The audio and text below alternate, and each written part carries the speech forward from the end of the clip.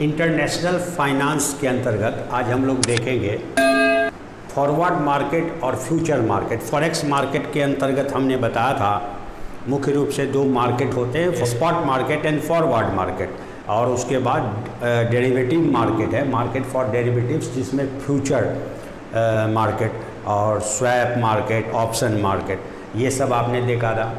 तो forward market और future market अगर देखा जाए in prima facie both are similar because both are based on contract based transactions, है ना, and for future delivery of the currency, but technically both of them are different. The points of difference are given regulation point of view, size of contract point of view, maturity date, trading place date, methods of settlement, security deposit, clearing house, volume of transaction, players or participants of the market, and commission to dealers। तो इन तमाम बिंदुओं पे दोनों ही market में क्या क्या difference है वो हम मूल रूप से देखेंगे। तो रेगुलेशन का जहाँ तक फॉरवर्ड मार्केट में भी बायर और सेलर के बीच एग्रीमेंट होता है, कॉन्ट्रैक्ट होता है, जो फ्यूचर डेट को किसी पर्टिकुलर करेंसी में पर्टिकुलर साइज के लिए और जो फॉरवर्ड रेट है उस समय का, उस डेट का, जिस डेट पे डिलीवरी लेना है उसके आधार पे तय होता है एग्रीमेंट। तो रेगुलेशन अगर देखा जाए तो रेगुलेशन पॉइंट ऑफ व्यू से फॉरवर्ड मार्केट में कोई स्पेसिफिक रेगुलेशन नहीं है, ये सेल्फ रेगुलेटेड है, जबकि फ्यूचर मार्केट एक ऑर्गेनाइज्ड मार्केट है, स्टैंडर्डाइज्ड मार्केट है और ये कस्टमाइज्ड मार्केट है ना, इसीलिए इसका रूल्स एंड रेगुलेशन सेल्फ होता है, जबकि future market regulated by recognised exchanges, है ना। साइज ऑफ कंट्रैक्ट को देखें तो फॉरवर्ड मार्केट में साइज ऑफ कंट्रैक्ट बड़ा हो सकता है, कुछ भी हो सकता है, डिपेंड करता है बायर सेलर यानी जो भी डीलर हैं उनके नीड पे। As per the need of the dealers the size of contract will depend on in forward market, while in future market the size of deal is standardized by the recognized exchanges, beyond which no any deals can be made in future market। हाँ, तो difference point जो है दोनों forward market और future market में जो जिन points के आधार पे हम डिफ्रेंशिएट करते हैं उसमें पहला है रेगुलेशन। तो forward market is self regulated, forward market में कोई स्पेसिफिक रेगुलेशन नहीं है ना, जबकि future market is regulated by recognised exchanges, यानी जो फ्यूचर मार्केट एक ऑर्गेनाइज्ड मार्केट है, स्टैंडर्डाइज्ड मार्केट है, इसलिए क्या है इसका रेगुलेशन रिकॉग्नाइज्ड स्टॉक एक्सचेंज से नियमित होता है। जबकि trading place point of view से देखें तो forward market is over the counter market, है ना, which is dealt under a trading desk, while future market deals always in standardised stock exchanges. उसका जहाँ तहाँ आप एक्सचेंज नहीं कर सकते हो, जब भी होगा तो रिकॉग्नाइज्ड स्टॉक एक्सचेंजेज में होगा। और फॉरवर्ड मार्केट के लिए ओवर द काउंटर है, 24 आवर ओपन होता है ना। उसके बाद मैच्योरिटी डेट पॉइंट ऑफ से देखें, यानी मैच्योरिटी डेट कहते हैं कि जिस दिन डिलीवरी ऑफ करेंसी होगा। तो in forward market maturity date of the contract is determined as per the convenience of the trader, यानी जो बायर एंड सेलर है उसको जो डेट सूट करता है उसके नीड के मुताबिक डेट ऑफ डिलीवरी तय किया जाता है कि फ्यूचर स्पेसिफाइड डेट कौन सा होगा, वो अपने कन्वेनियंस के, अपने ज़रूरत के हिसाब से तय करते हैं दोनों पक्ष।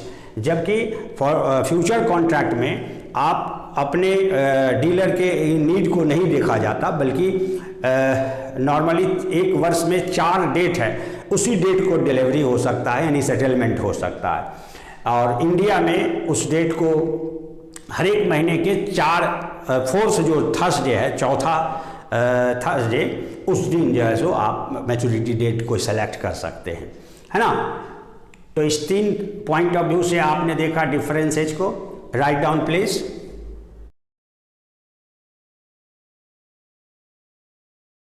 Forward market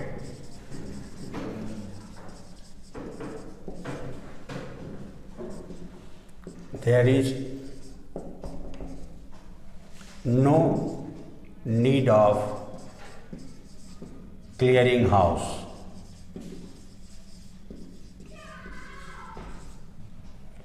While in future market, contract market,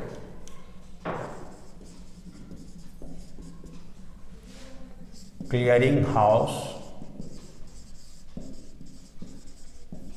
is needed for making everyday settlement. Clearing house जहाँ से बायर और सेलर के बीच सेटलमेंट होता है, उसकी आवश्यकता फॉरवर्ड मार्केट में नहीं होता, जबकि फ्यूचर मार्केट के अंतर्गत चूँकि दोनों का जो डिफरेंस है मार्केट, कभी भी जो है सो फ्यूचर मार्केट में ये क्या बायर और सेलर में से वो क्विट कर सकता है, इसलिए एवरीडे सेटलमेंट होता है उसके लॉस का, उसके गेन का। अगर लॉस बढ़ता है तो मार्जिन मनी एक्स्ट्रा लिया जाता है, इसलिए एवरीडे सेटलमेंट के लिए क्लियरिंग हाउस का होना जरूरी है। फिफ्थ है margin money.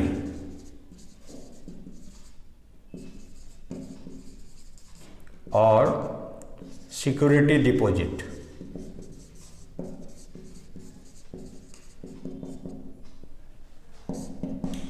In forward market,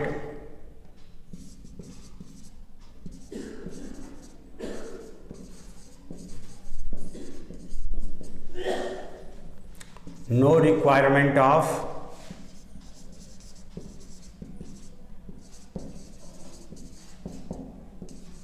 security money or security deposit, while in case of future contract,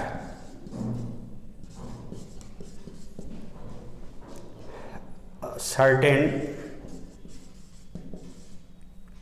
margin, specified margin money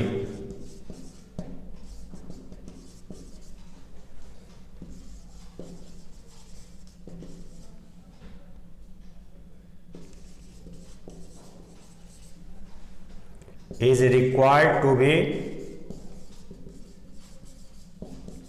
deposited with clearing house.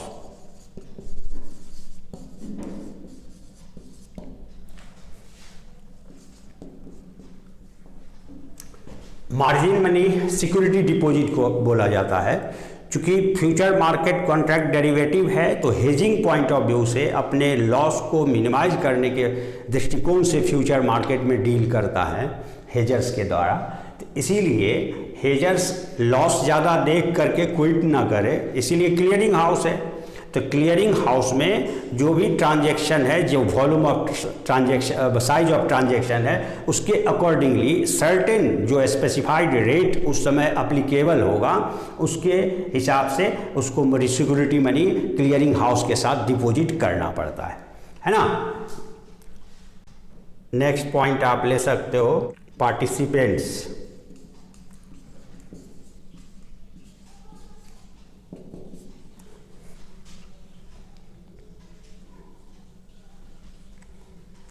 Large number of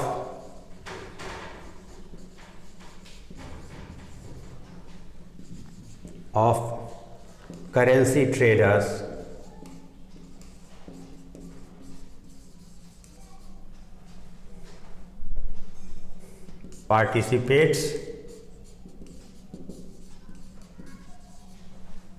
participate in forward contract.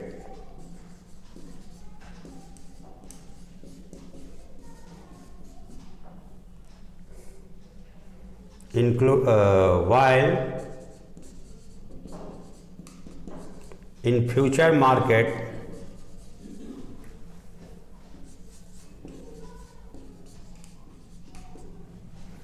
only hedgers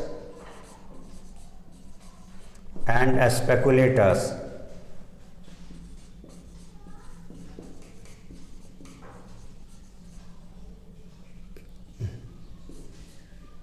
participate। आप अगर player of market जिसको कहा जाता है, जिनके द्वारा dealing किया जाता है, डीलर्स, तो वो ट्रेडर जो है नॉर्मली कौन होते हैं? Large number. फॉरवर्ड मार्केट में सभी प्रकार के ट्रेडर्स होते हैं, इसलिए उनका रेंज ज़्यादा है।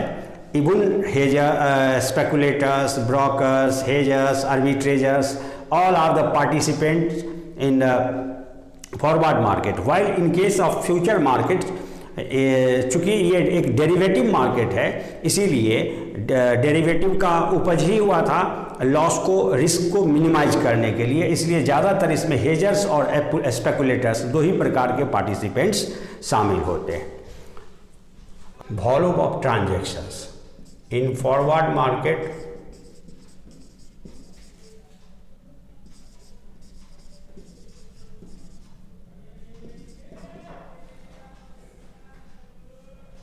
volume of transactions are very high, while in future market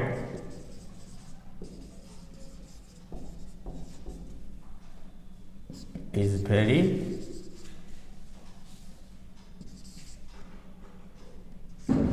low.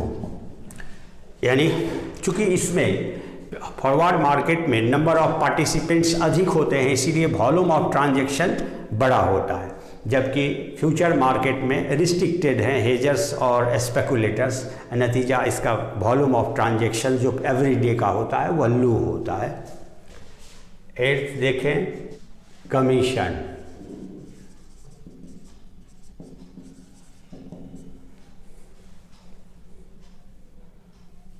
Under forward market,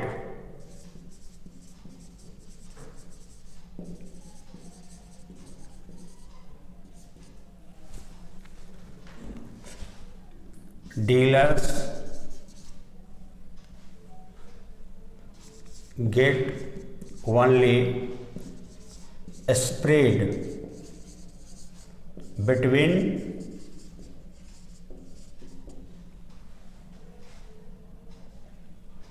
selling, buying and selling, buying and selling rate, while in future market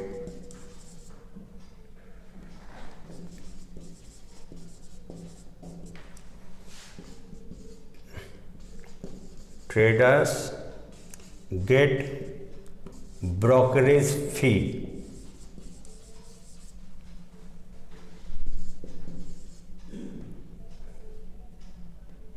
at a specified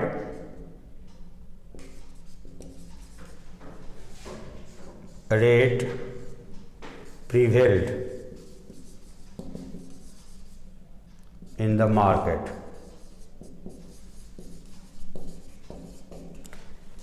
commission जो dealers को मिलता है, traders को, brokers को, participants को, वो forward market में generally bank direct negotiation होता है बैंक के साथ, फॉरवर्ड कॉन्ट्रैक्ट, तो बैंक ही उसको कमीशन रिप करता है। तो बैंक का जो स्प्रेड है यानी मार्जिन है, डिफरेंस है, बाइंग और सेलिंग रेट के बीच जो डिफरेंस है वही उसका कमीशन होता है।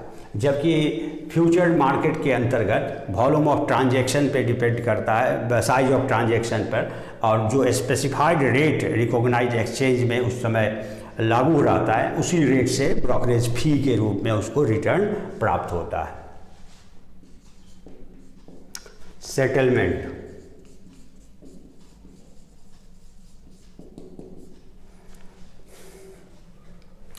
in forward market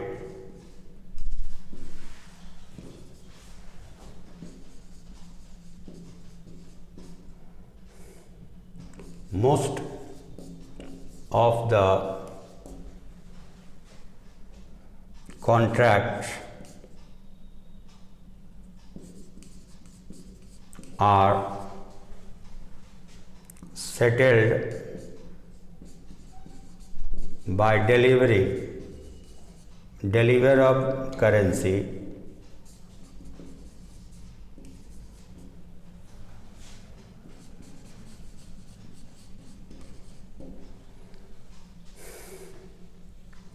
while in future market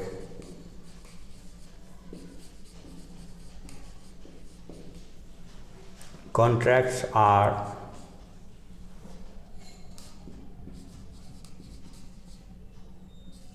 mostly settled through offsetting.